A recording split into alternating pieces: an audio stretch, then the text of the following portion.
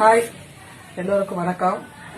இந்த பாத்திரம் என்னன்னு உங்களுக்கு தெரியுதா? இது நீங்க யாருமே பார்த்திருக்க மாட்டீங்க. இதுதான் ரொம்ப ரொம்ப பழமையான ரயில் அடுக்குன்னு சொல்லுவாங்க. ரயிலுக்கு இதுக்கு என்ன சம்பந்தம் அப்படின்னு நீங்க யோசிக்கலாம். அந்த காலத்துல சேத்ராடம் போறதுக்கு, காசி, ராமேஸ்வரம் இதுக்கெல்லாம் போறதுக்கு சமையல் பண்றதுக்குன்னே பிரத்யேகமா தயாரிக்கப்பட்ட ஒரு பாத்திரம். இதுல என்னென்ன இருக்கு அப்படின்னு சொல்லி உங்களுக்கு காமிக்க போறேன். பார்த்தாலே உங்களுக்கே ஆச்சரியமா இருக்கும். ஃபர்ஸ்ட் ஏதாவது ஒரு காய் பண்றதுக்கு இல்ல 2 அகலமான பாத்திரம். அடுத்து இத சிப்பல் அப்படின்னு சொல்லுவாங்க. இந்த சிப்பல் எதுக்குன்னா சாதம் வடிக்கிறதுக்கு, கஞ்சி வடிக்கிறதுக்கு, அடுத்து காய் வதக்கிறதுக்கு ஒரு சின்ன இழுப்பச்சட்டி, அடுத்து டவரான்னு சொல்றது காப்பி ஆத்துறதுக்கு இல்ல வேற எதுக்காவது யூஸ் பண்ணிக்கிறதுக்கு, அதுக்கடுத்து சின்னதா ஒரு பாத்திரம், கடுகு இந்த மாதிரி வச்சுக்கிறதுக்கு சின்ன சின்னதா பாத்திரங்கள் சைஸ் வாரியா கொடுத்துருக்காங்க. அதே மாதிரி தண்ணி மோந்துக்கிறதுக்கு சின்னதா ஒரு சொம்பு, அதுக்கடுத்து கூட்டு, குழம்பு, ஒரு சின்ன கல்யாணமே செஞ்சிடலாம் இதை வச்சு. அதை விட ஒரு சின்ன பாத்திரம்.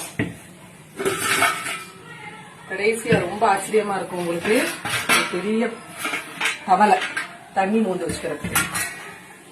இதை விட ஒரு ஃபேமிலியே இதை வச்சு ரன் பண்ணிடலாம். ஆனா அது ஃபுல்லா ஒரு சின்ன அடுக்கிலேயே காம்பாக்டா ஒரு பெரிய இன்ஜினியரிங் ஸ்டூடெண்ட் கூட யோசிக்க முடியாத அளவு அந்த காலத்துல ரொம்ப அழகா பண்ணிருக்காங்க. எதுவுமே டிஸ்லோகேட்டே ஆகாது. நீங்க வச்சீங்கன்னா அது அழகா செட் ஆகும் எல்லாமே. திருப்பி அதை உங்களுக்கு திருப்பி வச்சு காமிக்கிறேன்.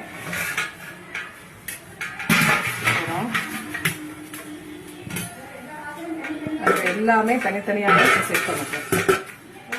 2 1 2 3 4 5 6 7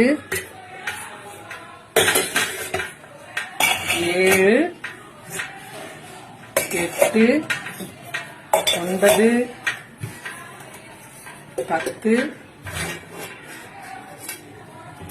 சிப்பல் 11 12